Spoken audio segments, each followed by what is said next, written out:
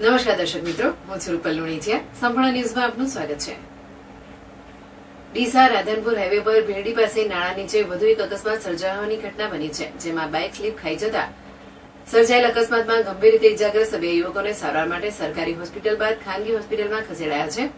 ડીસાના છત્રાલા ગામના રહેવાસી લાખાભાઈ ઠાકોર અને દીનાજી ઠાકોર નામના બે યુવકો બાઇક લઈને ભેરડી નજીક આવેલ નાળા નીચેથી પસાર થઈ રહ્યા હતા. તે સમયે અચાનક સામેથી ગાડી આવી જતા બાઇક ચાલકે સ્ટીયરિંગ ઉપરથી કાબુ ગુમાવ્યો હતો અને બાઇક સ્લીપ ખાઈ જતા અકસ્માત થયો હતો.